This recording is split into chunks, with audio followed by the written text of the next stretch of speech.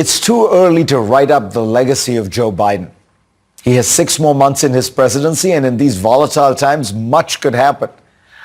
But it seems worth looking back at what we now know will be a one-term presidency and asking, what will define it in history? To me, the signature aspect of Biden's presidency has been his big break from decades of economic policy.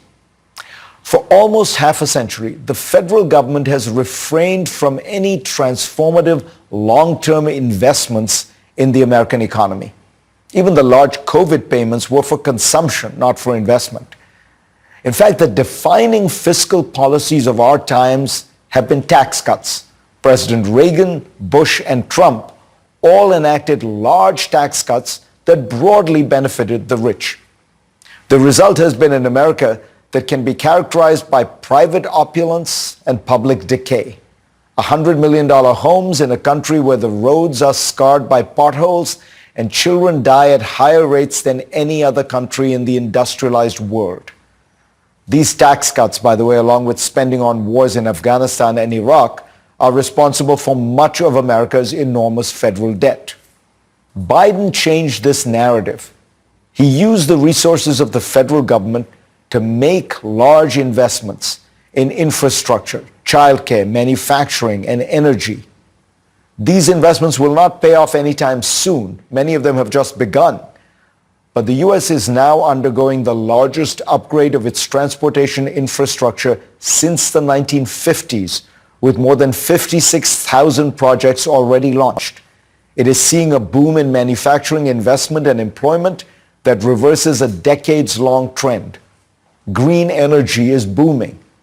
And for the year that it was in effect, Biden's expanded child tax credit helped reduce child poverty in America by 46%, moving a staggering 3.4 million children out of poverty in 1 year. The credit expired after a year, and congressional Republicans refused to renew it.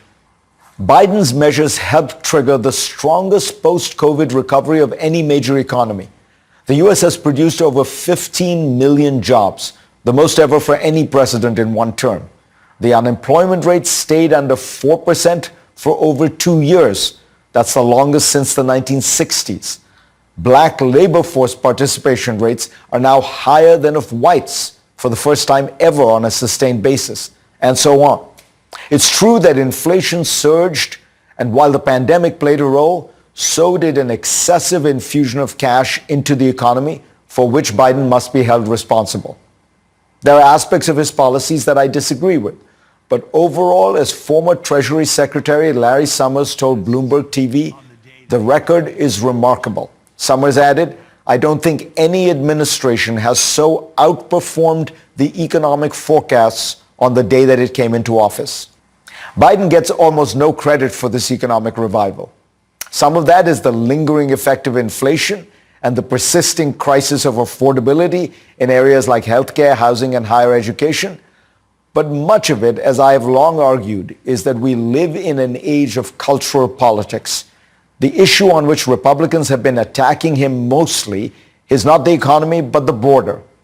On that, Biden was vulnerable because he had pandered too long to his left wing, allowing the system to collapse under the weight of millions of migrants arriving at the border and demanding the protections that come from seeking asylum.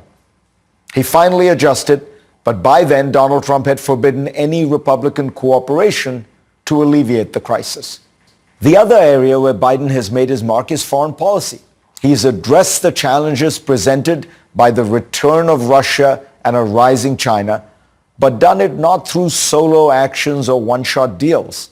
The administration has strengthened America's alliance system, bolstering NATO and adding 2 new members to it, Sweden and Finland. Similarly, in the Indo-Pacific, it has built new structures of cooperation and deterrence with Japan, South Korea, India, Australia, and others. All in all, it has handled the world well enough that surveys suggest that most countries rate the United States and Joe Biden much more favorably than they did under Donald Trump. The final legacy of Biden is that he has returned the presidency to an office of sanity, decency, and dignity, ushering out the dangerous demagoguery and anti-democratic rhetoric and behavior that preceded him. But for that legacy to endure, and for Biden's term not to simply be a moment in time, he needed to ensure that the United States actually closes the chapter on Donald Trump. And to help make this more likely, he made the painful decision not to run for the presidency, which will also earn him a special place in the history books. Joe Biden has felt that he has been underestimated all his life. Judging by his tenure in the White House, he's right.